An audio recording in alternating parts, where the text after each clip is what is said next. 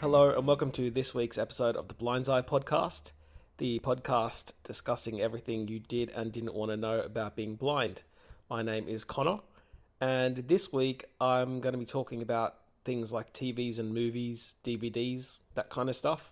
It was a question sent in by a friend of mine, and yeah, this should be interesting because there's quite a lot, I guess, going on, and this one is definitely a preference thing among some people who might have vision issues. So, yeah, stay tuned for that.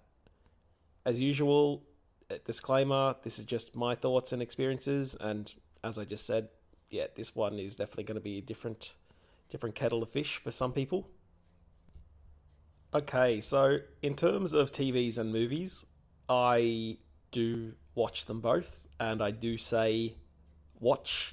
Sometimes I come across people who are afraid of saying, "Do you watch this? Have you seen that?" But that's the term I use. I haven't really come across anyone who has a vision issue that has a particular problem with that, even though sometimes people think that we might be sensitive to that, but personally, I'm not. But yeah, I do watch movies and TV. I have TV at home. I go to the movies. I have Netflix. I have Apple TV, all that kind of stuff. And for me, I'm able to get something out of it. Now, for some other people I know who have vision issues, they find that harder to do. And in some ways, I found it harder to do in the years after I lost my vision because I guess it was just a bit more prominent that I kind of knew what I was missing, but now it's not really so much an issue for me. So for me, I find that my imagination does a lot of the work, and I'm happy enough with that because your imagination basically can come up with things way better than what's on a screen anyway. But yeah, I find that my imagination and I guess the visuals that appear in my head as I'm hearing sounds do the job. And for me, that's what happens. I can hear somebody talking or hear a scene on a screen, and my head kind of just automatically generates a picture of what's happening. I don't really have to try and do it. It just happens. And so, there's actors that, I have watched a lot of movies of that I've never actually seen, but I have in my head that they always look a certain way. So, like Liam Neeson or somebody like that, I don't recall ever knowing what he looked like, except for he plays that. I can't remember what his name is in Phantom of the Menace, or the Phantom Menace. Phantom of the Menace. I'm not a Star Wars guy, but yeah, but I kind of only vaguely remember him, and I know he was really like dolled up in that. But I always imagine him in a certain way in my head, and I have no idea if it's correct, but that's just the image my head has concocted and goes with. So for me, I'm able to get something out of it. I will admit that mostly I watch stuff that I have seen before. So, I love The Simpsons. My mates and I are 90s kids. So, I can watch The Simpsons back now, and if it was within the first 10 or 12 seasons of The Simpsons, I know exactly what's happening on screen. Like, I can say, okay, yeah, Homer's about to shake a can and it's about to explode in his face. Because I saw it that many times that it's just imprinted in my memory, and I'm still able to enjoy all of that and follow it along. And obviously, I can follow it along better. The same with, Adam Sandler movies or, like teen movies from around the kind of millennium time, because it's just all stuff that's more vivid in my head. And, it's just the nostalgia of it all. I do sometimes have issues in movies or like with maybe action kind of thrillers. So I remember a couple of years ago, we went to see the last or the latest at the time version of the Bourne Identity movies. I think it was like the Bourne Ultimatum. And, there's a 20-minute car chase through a city, and I had no idea what was going on. And I was in the movies with my mates, and obviously they're seeing it for the first time. So I don't want to be going, "Hey, what's happening? What's happening?" So I try and follow it as much as I can, and then afterwards, for me, I just say, look, what happened there? What was all that about? And they kind of fill in the gaps. And, sometimes it works and that kind of satisfies me. But then other times it still won't be enough for me, or I might have to watch it again, or I might just have to, just take it as it is and take what I can get out from it and stuff like that. But as a rule, yeah, I don't let it stop me. And yeah, I'm still able to get something out of it. Funnily enough, in movies, I've had some interesting experiences, especially when I was younger. A friend and I, my mate Brendan, when we were in high school, or just after high school, he was going out with a girl who was really into the Twilight movies. And anyway, I went along, and I wasn't really into the Twilight movies, but anyway, we were just hanging out. But went along, and there was a massive line because it had just come out, and so we knew there was going to be a rush to try and get in by 12-year-old girls, and so we asked some questions, and they said, look, we're still cleaning up the movie theater, but yeah, look, you can go in because otherwise there's going to be a stampede. So we went in, and naturally, because the rest of my friends can see, we went for the middle tier, right in the middle, where like pretty good seats.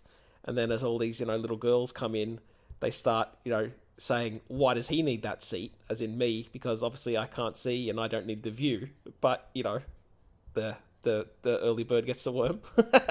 So it does have its perks in some ways. I mean, it was a terrible movie, but still,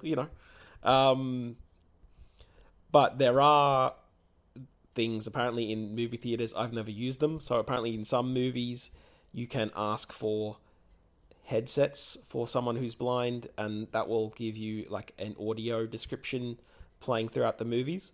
But I'm pretty sure that's only on selected movies, and I've never even asked for it, let alone done it. I prefer, if I can, to watch a movie or a TV show first on its own without an audio description, so I can take it all in as it was meant to be, and then if I have any gaps to be filled, then I'll watch it back with audio description. So I recently did that with Game of Thrones, because obviously there's a mix of action and speaking and stuff like that.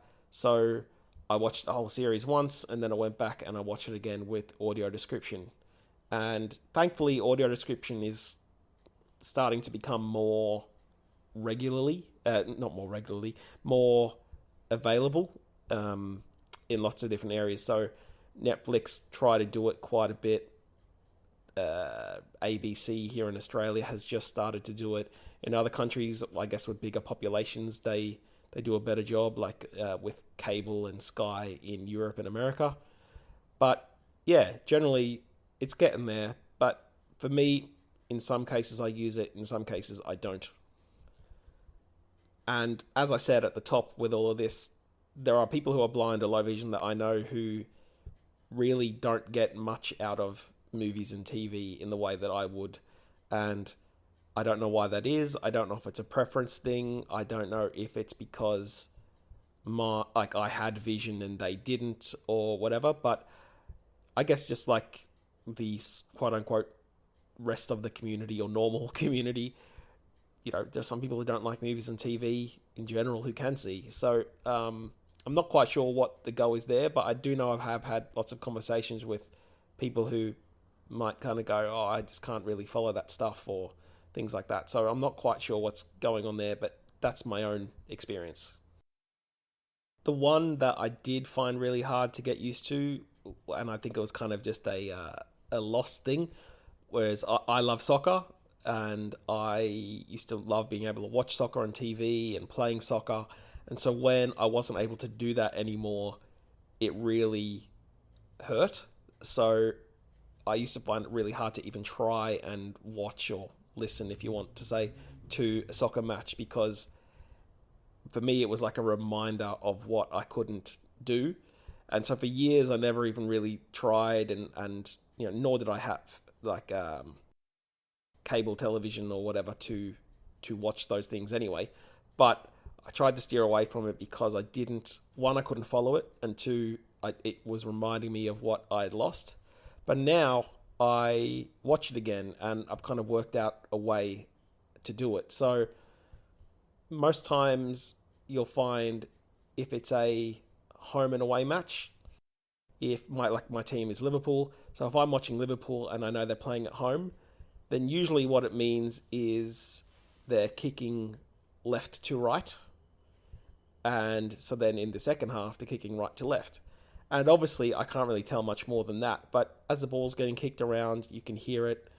You know who the players are, and you build an image in your head. And yeah, it's not as good as the original. It's not as good as being able to see it live, but I find now that I'm still able to follow it. I'm still able to get the suspense and the surprise and the excitement of a goal. I can still hear the goal rattle. I can hear the ball strike, like the boot strike a ball, and you can hear that sweet sound and stuff like that. And I'm still able to get something out of it. My own family, when I was in Ireland, this is probably 12 years ago, they brought me over to Anfield to a Liverpool match. And so what we did in the stadium was we walked in, and they actually had a headset that was tuned for the local hospital, because obviously there's people in the hospital who couldn't get to the match and might not have a television in their room. So they would broadcast the audio commentary over the radio for the hospital. So when I walked into the stadium, they just gave me a headset so I could listen in real time while being in the stadium, hearing everything that's going on. And I also do the same with tennis. That's probably the only really other sport that I'm able to follow along, because with tennis, once you know who is serving, then it's pretty easy to know, the ball goes, and then that next time you hear, it's gone down the other end. So you can kind of follow along, and, I've been to a couple of tennis tournaments, and I was able to do the same thing. I was able to get some pocket radios and stuff like that. And hopefully, if you're lucky, there won't be too much of a delay. But yeah, I'm still able to get something out of all that on television and in real life. On TV, it's probably even a little bit better, because there's better, the court is microphoned up, so you could hear the hits and the pop off the racket better. That actually brings me on to my last point about the equipment I use. So what I used to do for a long time until recently, I used to buy like really small televisions because I didn't need the screen to be big.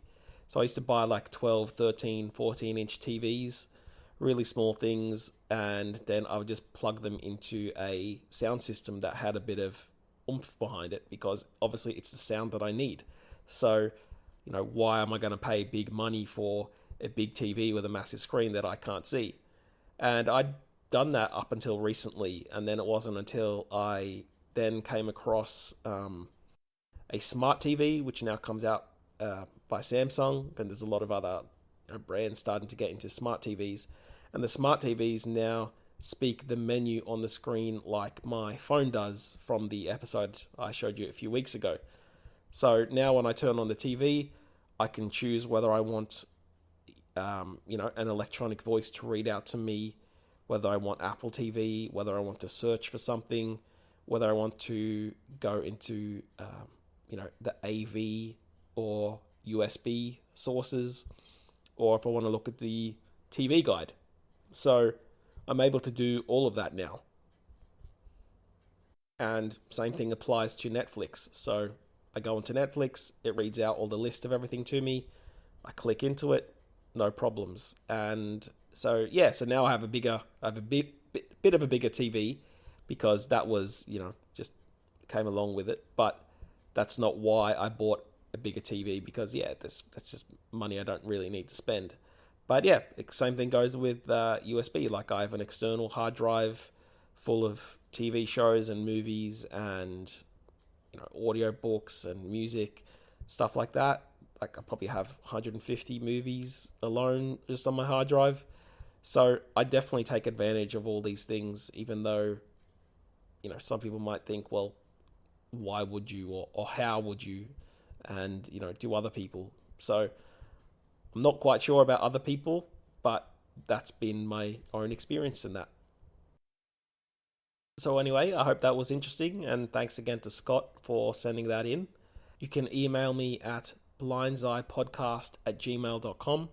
That's BLINDSEYE podcast@gmail.com. You can tweet me on Twitter, obviously, on Twitter, at blindseyepod. And I have a Facebook page, so if you just search for Blindseye Podcast, and I will speak to you next week. Cheers.